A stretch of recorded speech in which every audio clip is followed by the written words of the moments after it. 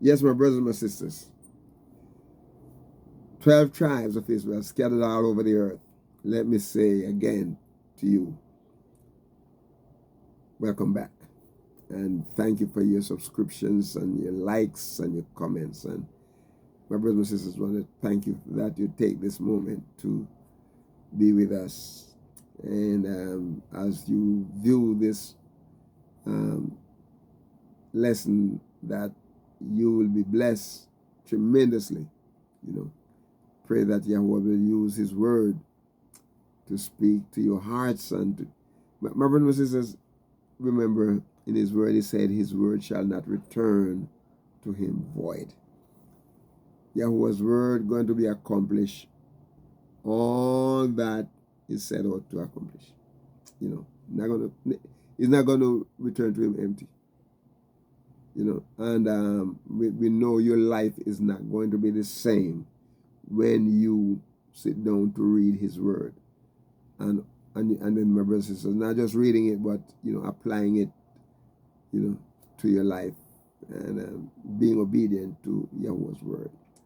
And when you do that, my brothers and sisters, Yahweh is going to give you a special blessing. Praise His holy name. So please, always apply His word to your hearts. I always ask you, my brothers and sisters, to take a pen and pencil, and just to go over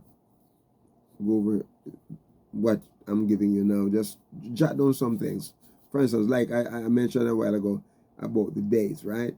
And we said the day was Yom. Okay. All right. Let me it said Yahuwah knoweth the days of the upright. Okay, so right here the word days here, let me back up a little bit, and because I didn't explain to you a little more about Yom and what the letters are. Okay, so we have Yod. Some people say Yod. Okay. We have Yod or Yod. Some people say Yod. Okay. Because I have the British thing in me, I like to, they pronounce that O. O. Yeah. But even though English words cannot be equivalent, you can spell it there, but it doesn't really mean the same thing. So yard, okay, all right. So is yard and vav and mem, okay. So you have yard, vav, or wow. Some people say wow, and because the same word, the same letter can be a O. With the O sound, like and you can also have a V sound or a W sound. Okay, so that is the word, the Yom word. Yom is Yod or Yad, if you want to say Yad, if you feel better saying Yad. And then Vav, and then Mem. Okay, so the Vav has the O sound type, the Vav there, because that letter can be used for several. Okay, all right. And then when we come over to upright, the word upright, it is he knows the days of the upright. The upright person is a person who is right. Tamim. The word tamim means complete or sound. The person is complete or sound. Tamim, and I wanted to notice here that it started out by using tav, tav, which is the last letter of the Hebrew alphabet, tav. But I want to mention something about Tav here, because you see, when you're starting out, you know, Tav, you also have another letter, it's called Tate. Tate. Okay? Which will have the same sound, like a T sound, Tav.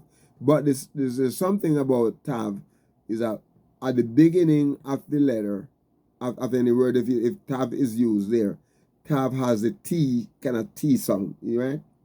But at the end of any word with the letter Tav there, then it has a TH sound. You know, it has a TH sound. All right. So and sometimes it sounds like you have a V sound to Tav. You know, there's the name of it, Tav. Okay, but it has a TH sound there. All right. So the letter here is, you know, that make up the word Tamim, is the letter Tav, Mem, Yod, and Mem. And so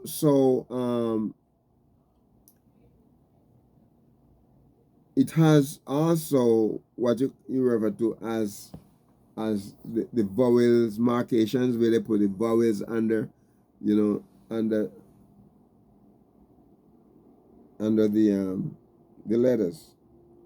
You know, sometimes you'll find it in between the letters. Sometimes you'll find it above the letter, you know, and then under the letter, sometimes above the letter, sometimes inside of the letter. You know, you find these vowels notations. So you know, it make it a little bit easy for those who, you know, because remember, it was all consonants, and the letters were made up by the consonants, and that's how the people speak it. They just know how to say it, you know. And this is one of the reasons why the pictograph letters were very, very, you know, useful to people in those days, you know, when they were used. All right. So he said the upright here has an inheritance, and so the upright. Let me talk about the term. It means a complete person, a sound person, right? And we talk about a person without blemish.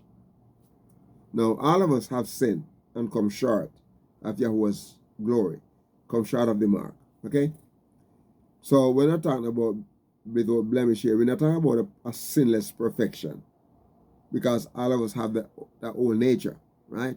That when it, you know, when we feed it, when we give it the power that it needs to show itself up, it will. Okay? And let me give you an example of that. You're driving down the road, and you're not going fast enough for someone behind you, and they want to pass. And every time they try to pass, somebody else is coming up on their side that they can't pass, and after a while they get mad and start blowing at you. Well, that thing inside of you want to blow back. You know, you blow back. You know? And then, you know, and especially if they come up and look at you and, you know, give you the bad eyes or bad look, whatever, and they start moving them out, you know, they're cursing you. And don't make it happen to the point where it's another race of person is talking to you, because they were calling you names, and you just, you know, say, hey, look, you called me name. You didn't hear when they call your name, but you just assume that. And then what happened? That nature inside of us want to fight back. We want to blow up. Bah, bah, bah, bah, bah. Like a few days ago, I was on the highway. I was coming out of an exit and going on the freeway, and somebody was coming down hard. It was coming down way down. By the time I get in there, he was almost in my back, and they blew him, boom, boom, boom, boom. And then I didn't say nothing. Then I just keep moving, and then he get a chance to pass me. And as soon as he was passing me, he was driving one of the pickup trucks. You know, pretty big truck to compare with my car. I really go up and I could have seen, you know, kind of glance over. I'm keeping my head on the road, but he came right over and it blew up. Bop, bop, bop, bop, bop, bop. So we said, okay, I blew back at him. I said, hey, okay, man, all right, you can go on. And guess what? The exit that I was pulling off at, about 3 miles down the road, is the same exit he was pulling off. And he pulled off and he was right there. He never get very far. You know, some people have a tendency of doing that. They want to get ahead and they think, you know. But the word here, you know, complete means, you know, without blemish, okay? You know, is complete. That is full or perfect, you know, sincerely, sincerity. You know, it's sound is without spot, or we would refer to it as being undefined. Okay, all right. So the word here, tamim, come from another word, tamam. You know, and is meant to be entire, literally or figuratively, or normally.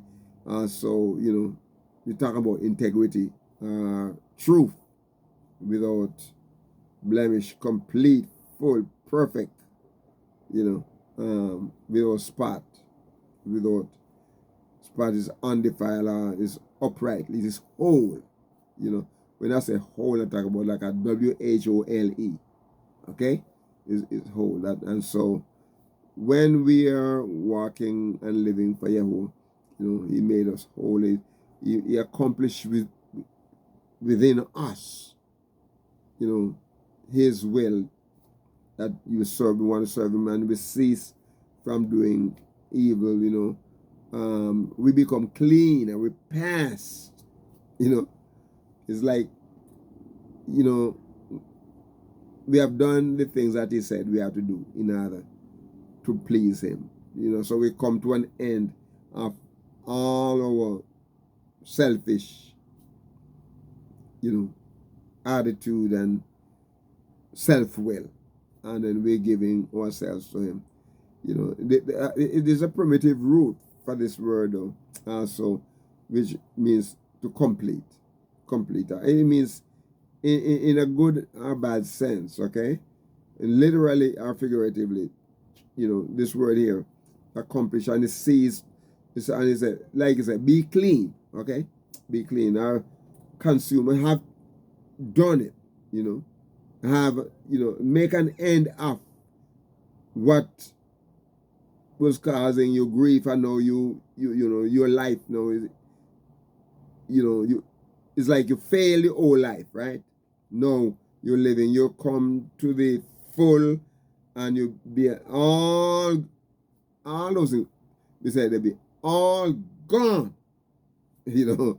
And so you're living a life now that is so, you know, different, and life with meaning. Praise be to His holy name. This is a perfect life that Yahweh has given us, you know, and this life is spent with Him and serving Him, doing His service. And you know, so the sum of it all, you know, is we show ourselves upright, and you know, we don't waste ourselves in negativity. No, all of that wasted energy, you know, Yahweh's remaking us into the image of, you know, of His own Son Yahushua. He remake us. It's like, as some time ago, I did a lesson on going to the potter's house. And the potter's house, the potter, you know, he is, as a potter, he can take the vessel, right? He look at it, and if it's something, after I finish making it, and he look at it, if it's not to the standard that he wants, he break it up and redo it again. And so the potter cannot tell the vessel cannot tell the potter how to make. He make it as befitting, the way he wants. And so with Yahuwah, we can't tell him what to do. All we have to do is yield to him and let him do his work within us, and he change us and make us what he wants us to be. So this is it. He makes us what he wants us to. So it's the upright, right? We talk about that, and not only so, but he said their inheritance, and their inheritance shall last, shall be forever. When he gives us an inheritance, my brothers and sisters, it's not for a short duration. It's something that he wants us to have forever. Praise his holy name. Praise his holy name. If you trying to get a job or whatever, something that you tried didn't work out, Yahweh didn't want you to have it. He didn't want you to have it. Do you know many times in the mail I get, even today before we started the session, I was going through my mail. There are 3 or 4 offers I have to get debit or credit card. I throw them up and put them in the trash. Because it's not what Yahweh wants me to have. Because if he wants me to have, then, he'll put a desire in my heart for it. And there's no desire in my heart for those things. Right? I don't need more than one. Because what's going to happen is going to take away your joy as you get, you have the card, I'm going to go spend it, and then you can't pay the bills. Right? So the word here, inheritance, is the word nakala. And the word, my brother and sister, nakala means a possession, and it means properly inheritance. And the Hebrew word nakala is spelled nun,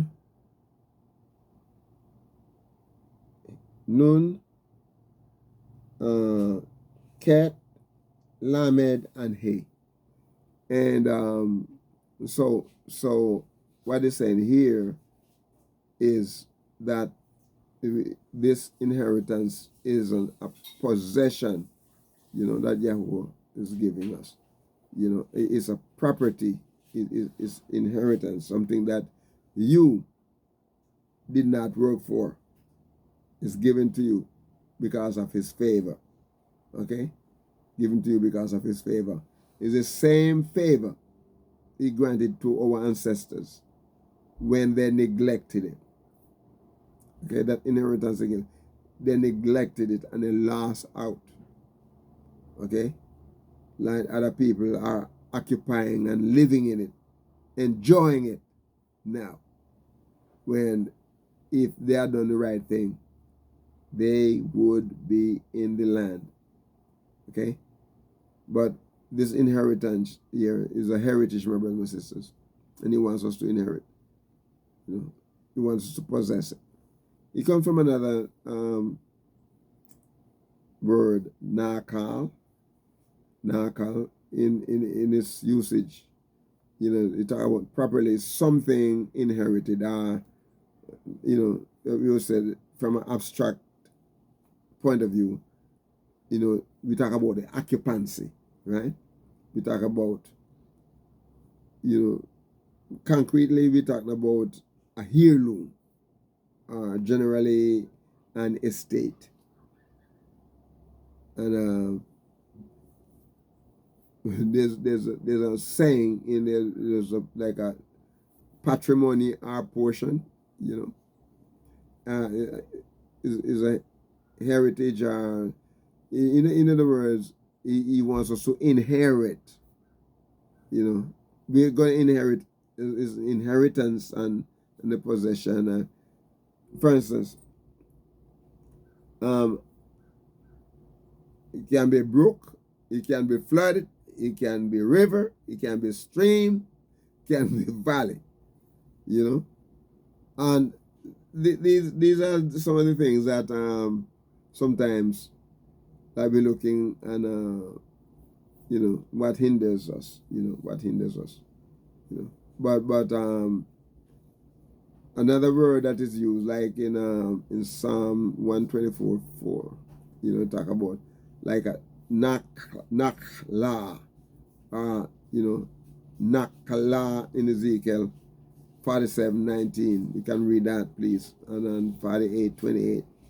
You know, and because we're talking about here is nak nakal in its original sense, that like a stream, especially a winter torrent, or by implication, he said it will be something like a valley in which a brook runs, so a shaft, you know, a brook.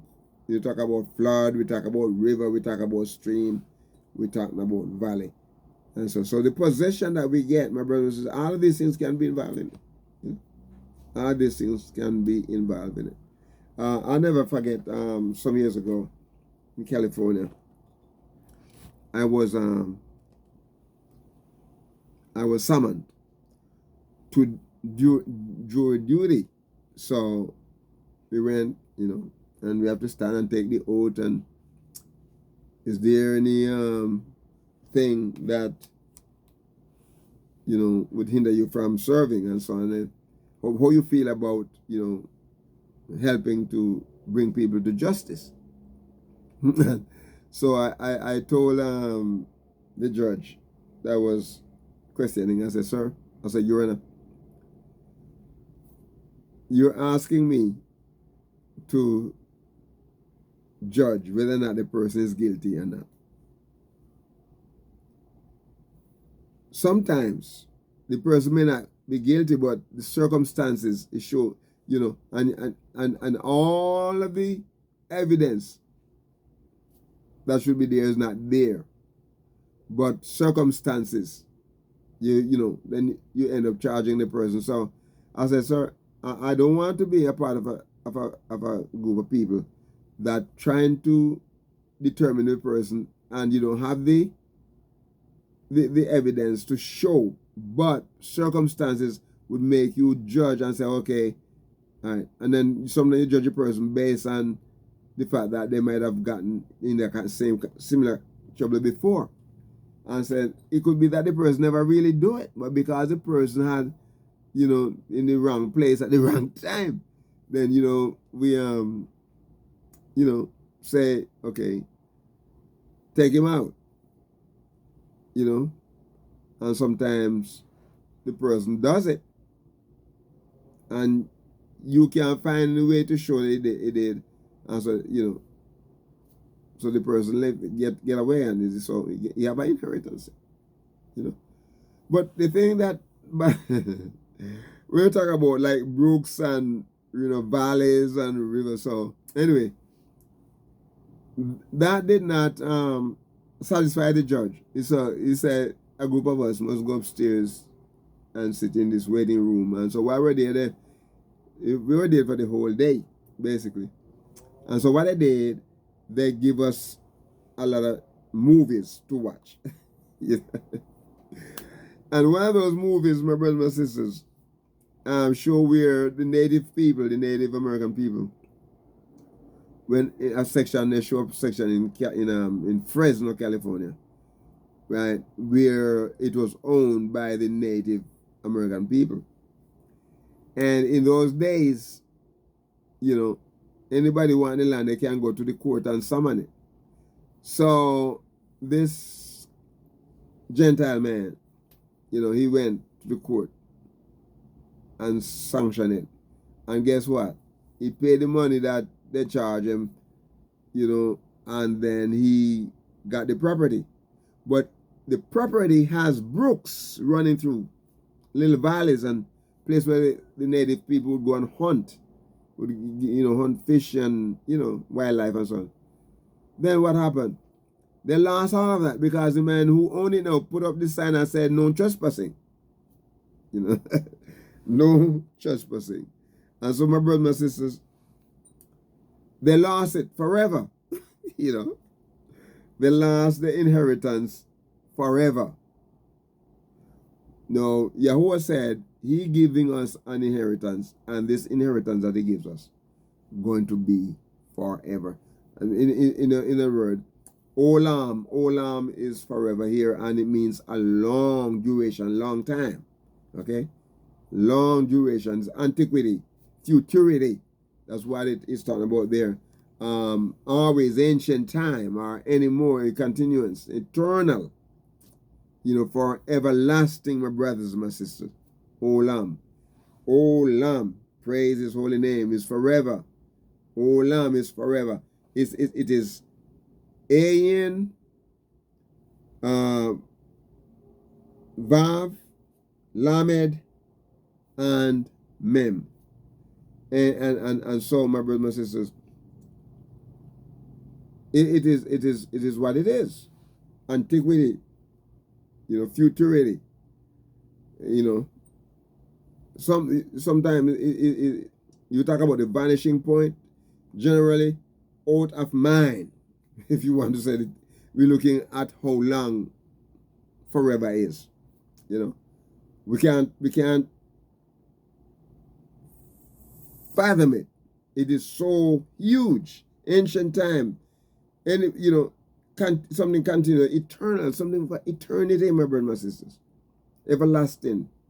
So something of old, you know, a long time, old time, perpetual. You know, at any time. When you talk about the beginning of the world, you know, to the end of the world, it's a long time. It is a long time. So we're going to stop here. And my brothers and my sisters, we're going to ask you to be a blessing to someone today and walk with the King. Shalom.